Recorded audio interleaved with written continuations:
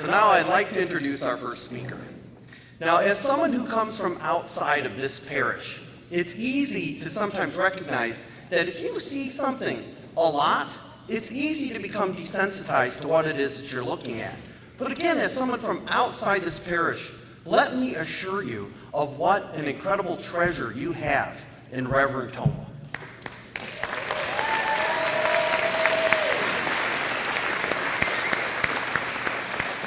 He is a stalwart guardian of life and a defender of religious liberty. He is tirelessly active on the local, state, and federal level, advocating for Christians and our concerns. Again, he has written multiple books.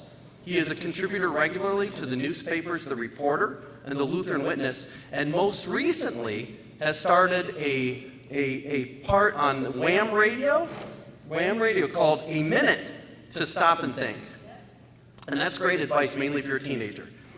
His beautiful wife, Jennifer, is here taking pictures, and also he has his 4 wonderful children, Joshua, Madeline, Harrison, and Evelyn. Please help me welcome Reverend Thoma.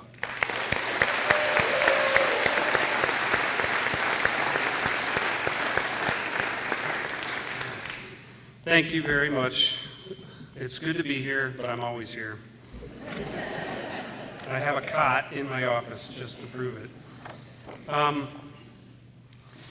You know why I'm here, in one sense, but I ask, why are you here?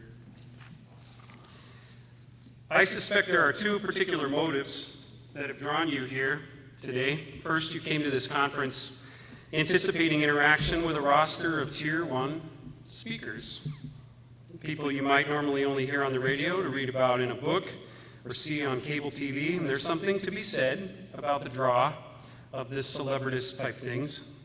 I'm guessing that perhaps the second reason you came today is because you hope to learn something about very serious things that matter to the church, to you as a Christian citizen.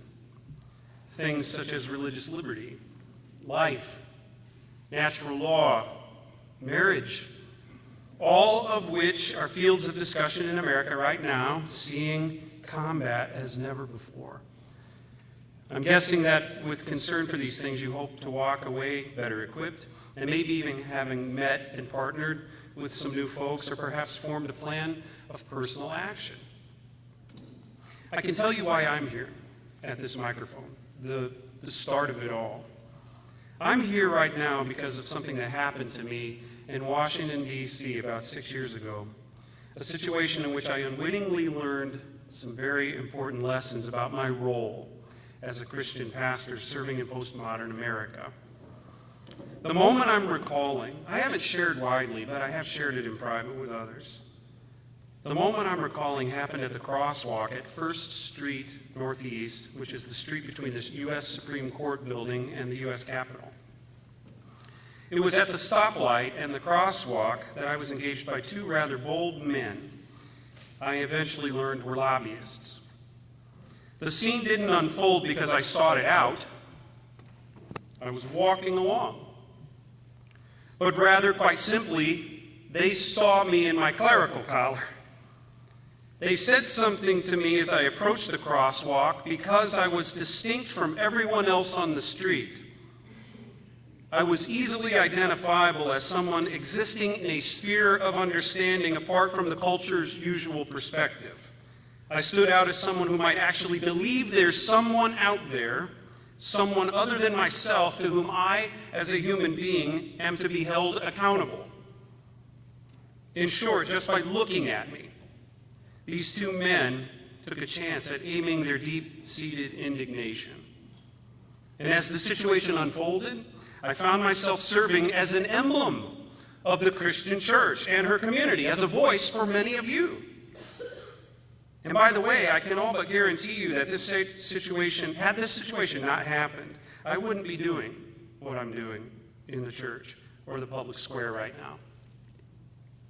The second point to all of this is that as a clergyman, visibly representing the traditional, these men also assumed that I would most likely be a defender of the words in a book, the Bible, which in their minds is a ridiculous bit of literature that actually proves itself incompatible with human dignity and in conflict with the fundamental rights of others.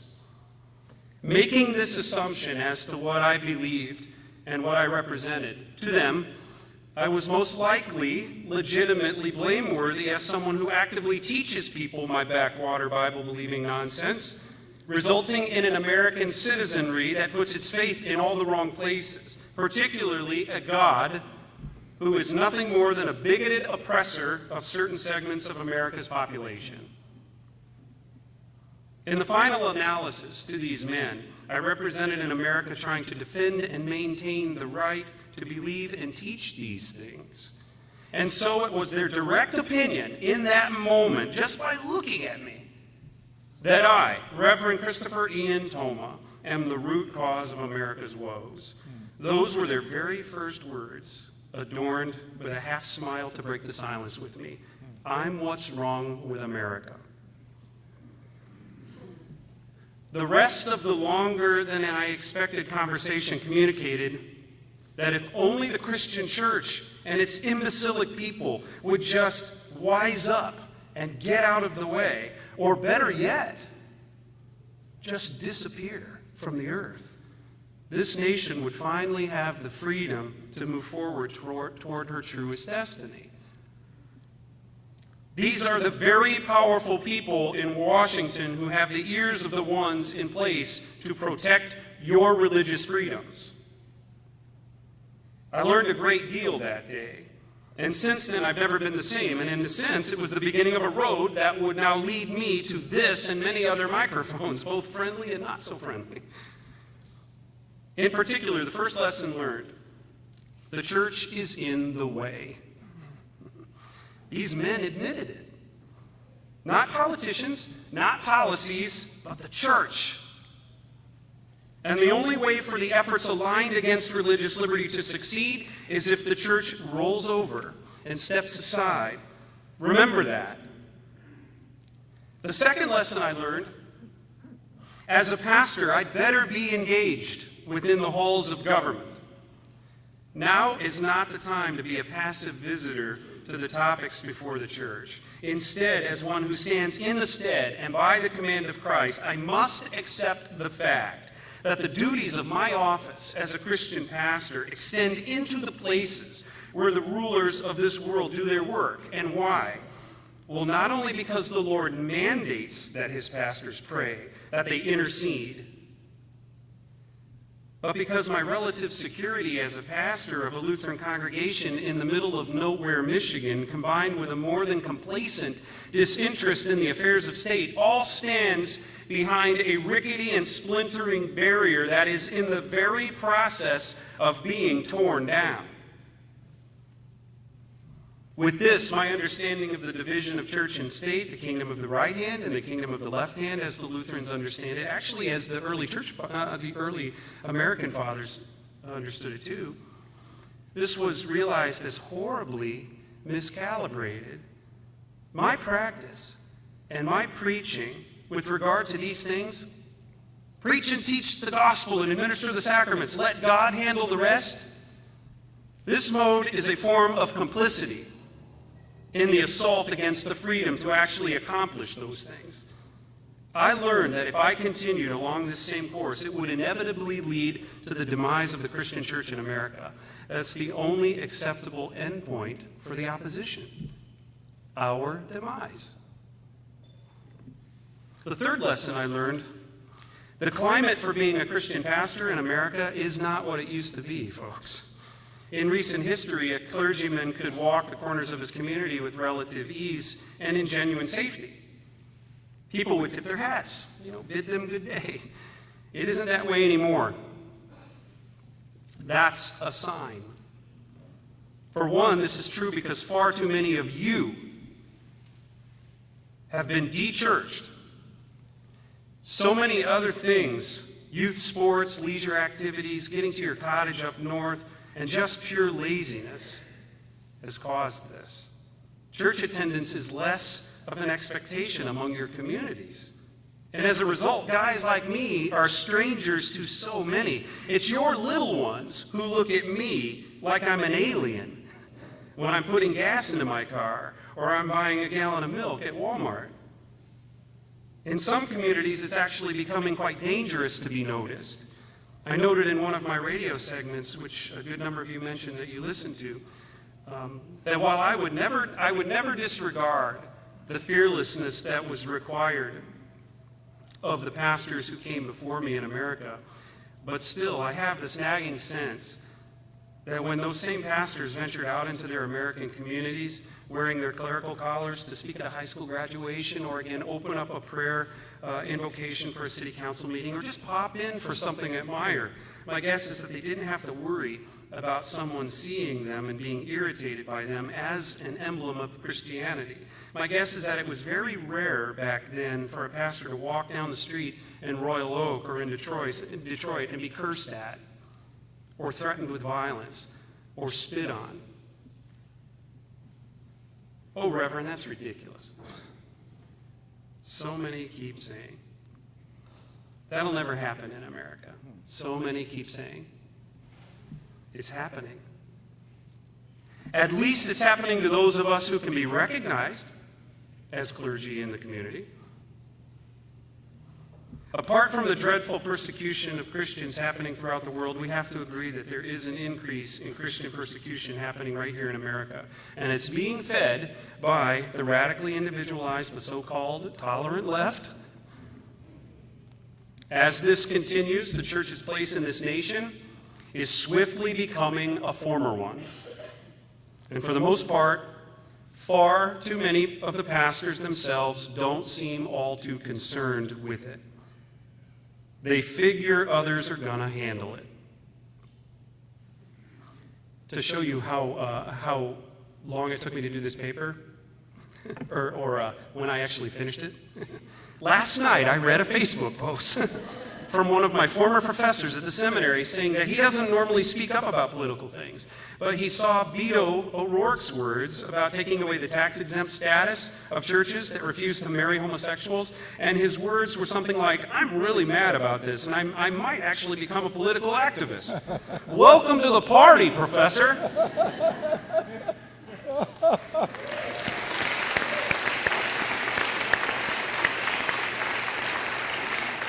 But as a professor who teaches seminarians, pastors, aren't you supposed to already know the countless portions of God's Word that come to us, urging us to be engaged in our communities and world?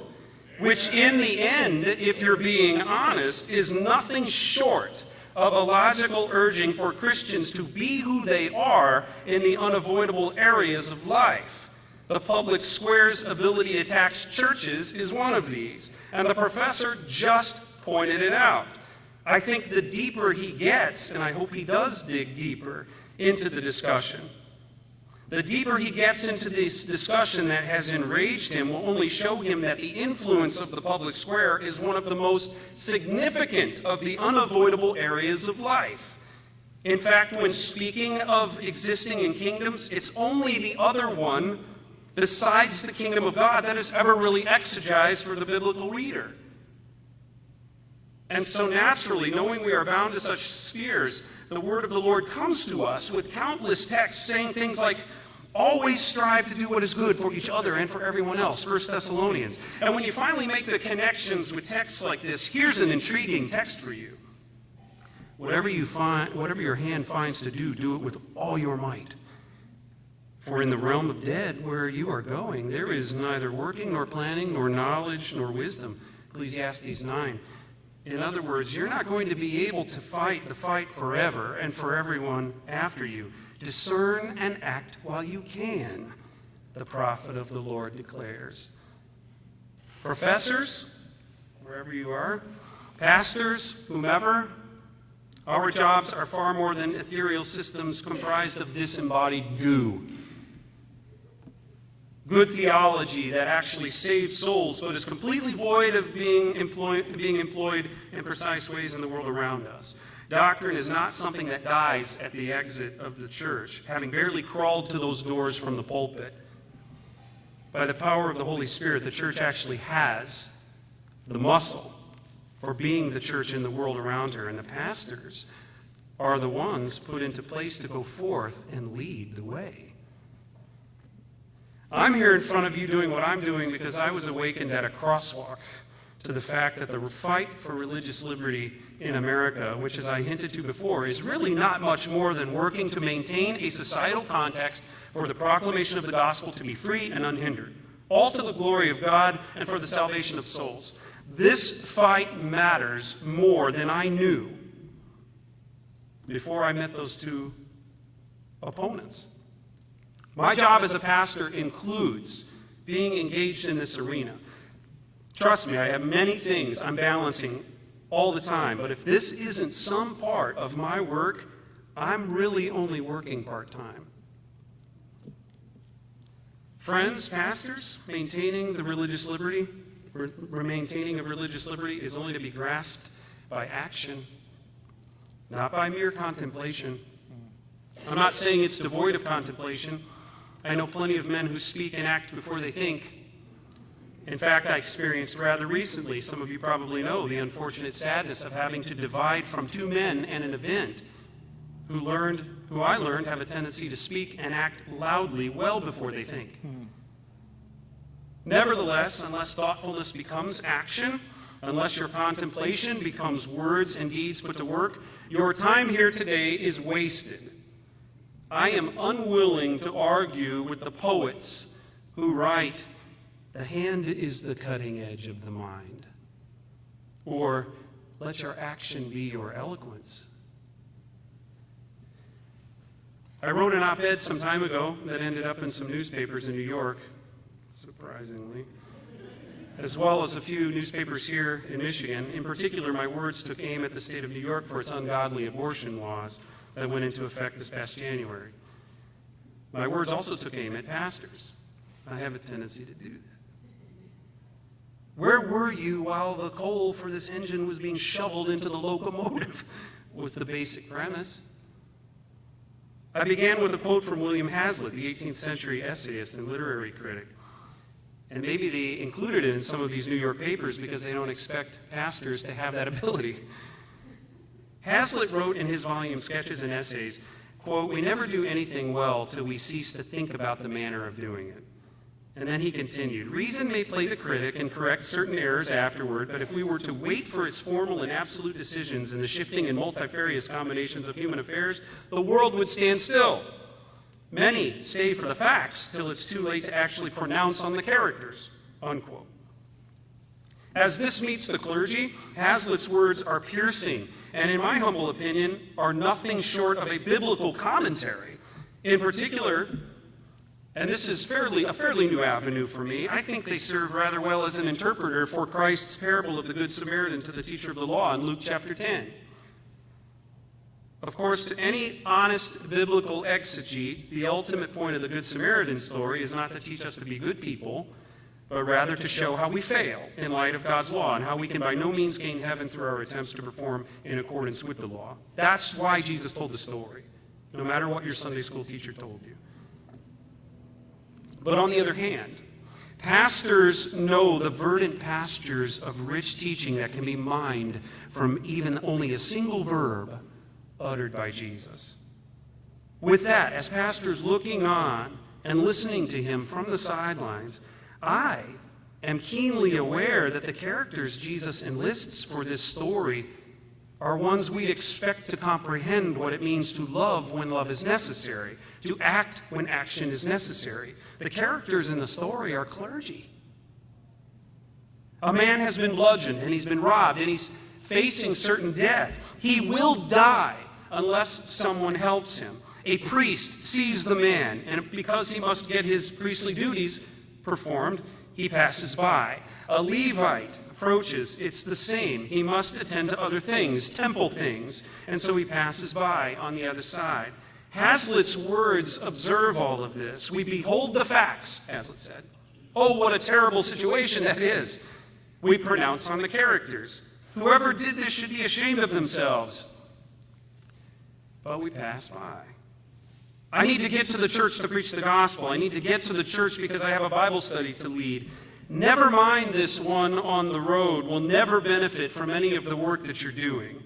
This one on the road, never mind he'll never hear your preaching and teaching. Never mind that the infants killed by abortion will never get the opportunity to be baptized or to sit in the Sunday school classes that extend from your pastoral care. Never mind that the children and families of Christian schools being buried under the rubble of financial ruin by the LGBTQ attack squads will never hear science lessons on natural law because you figured someone else would come along and handle it. Never mind that the people are being stripped of the freedom to believe as the Bible teaches regarding the wonderful design of man and woman, husband and wife, the mysterious image of Christ, the groom, and the bride, the church, because you passed by the issues with very little interest. Preach and teach the gospel. Administer the sacraments. We cry, yes, do this, but for crying out loud, help the dying man. This is the moment of moments on the church's timeline in America. There will be times for those things. God promises that. God promises that the gates of hell will never prevail against his gospel. There will be times for pastors in the pulpits and people in the pews. But in the middle spaces between your house and the Lord's house, get in the game. Lend your back to the defense of those things that keep such tasks protected. Give your voice to the cause for religious liberty. Do what you can to help carry the load so that others will have the opportunity to receive what the Lord has so graciously passed down to you through the generations of American pastors who came before you. I am convinced that the Good Samaritan text of Luke 10 is the mandate for our age. Religious liberty constitutes the bloodied and the dying man. Do not pass by without helping. Do this because you know better than anyone else that to love means to act. Now let me explain that further. How much time do I have? You can't expect me to just talk for 25 minutes. I gave a presentation rather recently at the Michigan Right to Life conference. And in it, I did what I could to offer a quick explanation of love. The members of my congregation have heard me say this before, if they come to Bible study. In the scriptures, the opposite of love is not necessarily hate. It's apathy. The opposite of the phrase, I love you, is to say, I don't care about you. Love is the fulfillment of the law, we hear God's word declare. Love acts. And as strangely as it sounds, it is from love that God brings wrath upon wickedness. God acts justly and levels wrath because he cares. He does not want chaos and disorder, rampant wickedness and despair in his world. He loves his world. In the same manner, his love stirs him to mercy. He does not want us lost, and so he reaches out and he acts according to a good and a gracious will. And no matter how we might behold it, his will is only for our good, even if it appears bad. We know this because his efforts to love us are always rooted in his greatest act, which was the sending of his Son, Jesus Christ, to accomplish divine justice. The death of the Son of God is the payment for sin and the reconciling of man to God. He saw us in need, and he acted. He cared. He didn't leave us to our demise, but rather accomplished our rescue. It's by this gospel, this deed of love, that we are made aware, and we are equipped to be those capable of love that acts. The example I used in the presentation last week, and I don't know if it helped or not. It was something to this effect. To any man in this crowd, I'd assume if your daughter was raped, I doubt very seriously that as you process the situation, you'll find yourself jumping straight to a softer, more churchly sense of saying, this is terribly unfortunate, and yet God loves the rapist too, and so I just need to learn to forgive him, and that's that. If you were to be so careless, you must be judged as loveless. To act in love means you would seek justice.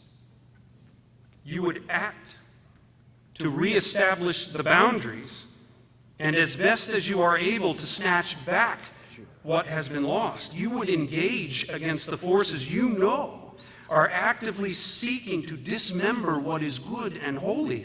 You would seek and then stand for justice because you care, not only for your daughter, but also for ultimately making certain that the one offending, God willing, is countered and steered back to what is godly. There will be time for preaching the gospel of forgiveness to him, but until then, a boundary has been crossed, and things must be set back in order. Boundaries are being crossed, pastors. Wake up. They are, even now, reaching to you. You don't have to look beyond the borders of Michigan to discover them. In fact, Michigan continues to be one of the states setting the pace for the rest of the nation. Here in Michigan right now, Tom Harris, he's fighting for his family's funeral business, which has been a part of the fabric of the communities of Detroit, Garden City, and Livonia since 1910, over 100 years. At this very moment, RG and GR Harris Funeral Homes v. Equal Employment Opportunity Commission is before the U.S. Supreme Court. ADF, Alliance Defending Freedom, is representing the Harris family. In 2013, a longtime funeral director for Harris Funeral Homes informed his employer that he would now begin dressing as a woman at work, and he would require the freedom to use the women's restroom with the other biologically female employees and guests of the funeral home. He would dress as a woman while performing consultations with grieving families and performing his regular funeral duties in churches, homes, and the like. Harris contemplated his request for 2 weeks, doing what he could to accommodate the employee to negotiate, but in the end decided that as a Christian funeral home, the organization couldn't function according to the employee's demands. The transgender employee filed a complaint with the Michigan Civil Rights Commission and ultimately the U.S. Equal Opportunity Commission, which, by the way, both the MCRC and EEOC are comprised of unelected appointees. Both of these commissions investigated, and ultimately the EEOC filed a lawsuit against Harris, asserting sexual discrimination. They did this with the defense that the word sex in Title VII of the Civil Rights Act of 1964, which is the employment provision in the Act, no longer meant biological sex alone, but now must also include gender identity and sexual orientation. In other words, unelected appointees put into place to enforce a law took it upon themselves to reinterpret and expand the reach of the law. They took upon themselves the job of the legislature, the body charged with making the laws. The Harris case rose to the U.S. Court of Appeals for the Sixth Circuit. The court ruled against the funeral home, and as a result, put winds into the sails of those working tirelessly to establish a redefining of the word sex in the federal law. And this case now stands as a template for redefining the Elliott-Larsen Civil Rights Act of 1976, which is Michigan's version of the law.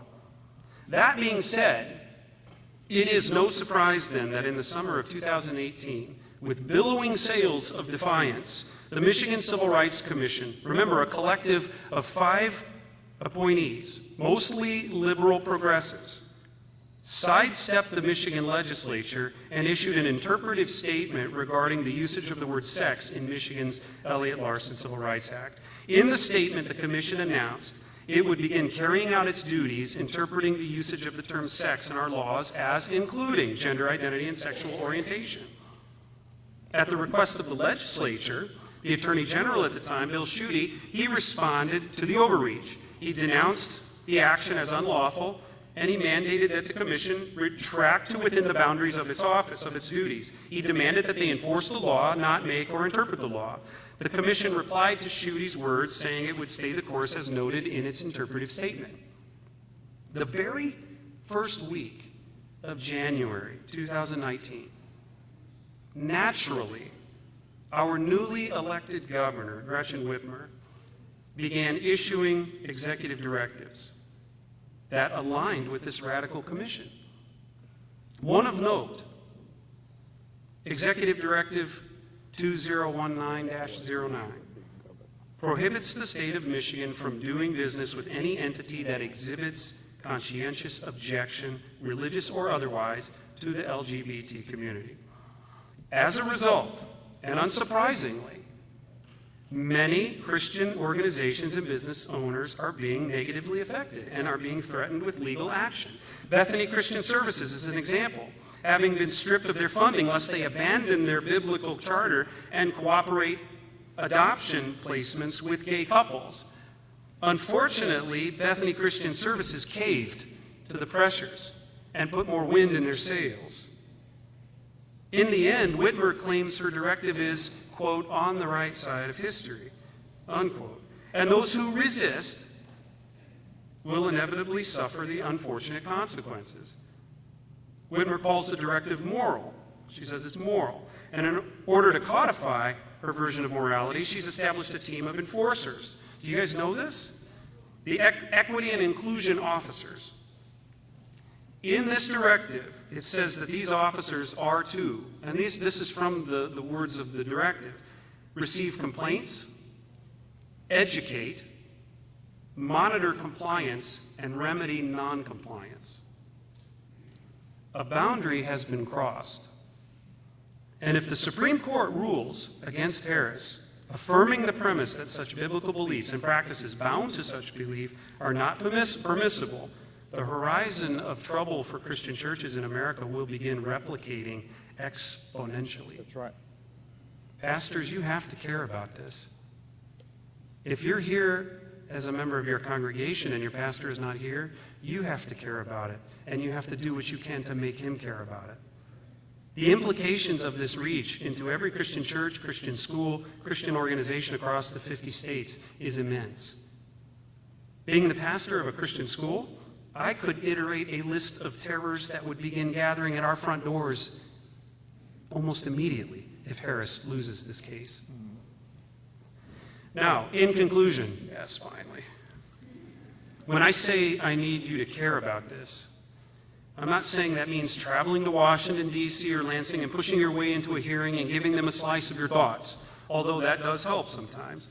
I also don't mean that you have to go right out and join some legislative think tank or politically motivated group bent on bringing these things to a halt. Although, again, I humbly urge you to be aware of the groups at your disposal. I recommend engaging with ADF. I do. Support them with funding if you can. Here in Michigan, I recommend the same, connecting with Salt and Light Global. I recommend giving in support of the Lutheran Center for Religious Liberty out in Washington, D.C.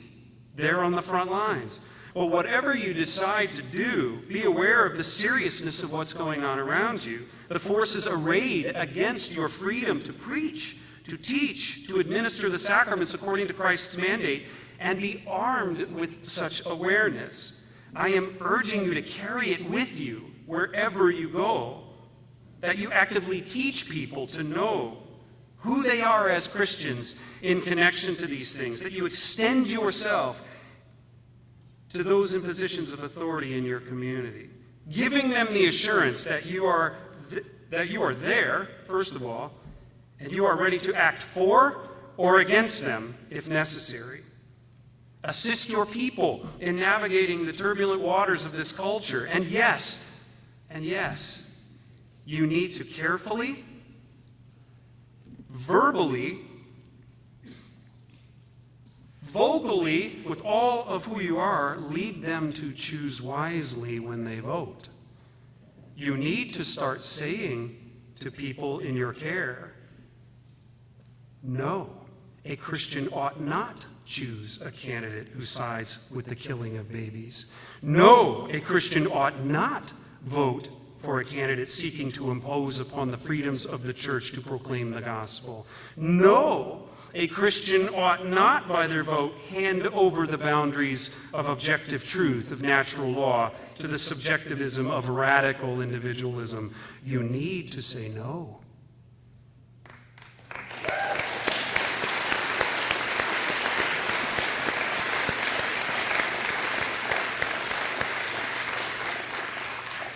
Doing just these things within the relative safety, at least for now, the relative safety of your parish, for as easy as they are, are powerful ways to care. Such efforts will foster an awareness clad for action among the people of God, and it will help serve to strengthen the boundaries in place to protect the church's freedom to preach, to teach the gospel to all the glory of God and the salvation of a world so desperately in need of rescue. Thank you. Bob, would you do me a favor? Would you kind of signal to me when we get to about 10, 20? About 50 minutes. I'm going to speak for 50 minutes, so about 10:30. Well, thank you, Reverend. Thank you. Thank you for being No, both about strong 10:25. and courageous. Give me a five. And very, very vociferous, too. Unfortunately enough, so we only have enough time for a few questions.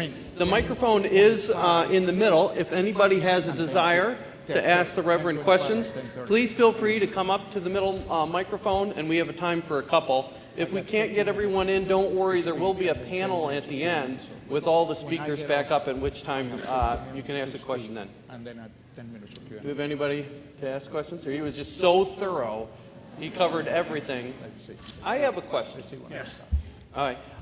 How do you get to my? No, I'm sorry. No, it's not directional. So obviously, a lot of this is steered towards pastors. And you mentioned contributing to the Alliance Defending Freedom. What other things can lay people like myself do to assist in this?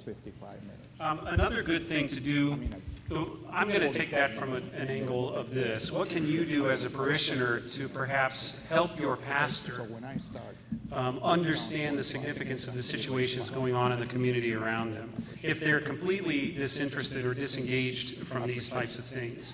I gave sort of the same ideas at that Right to Life conference a couple weeks ago, saying that you have to do a lot of the footwork for them. You have to come to them ready to say, hey, Pastor, that sermon you gave last Sunday was just wonderful. It was so wonderfully eloquent, and it really talked about the right things.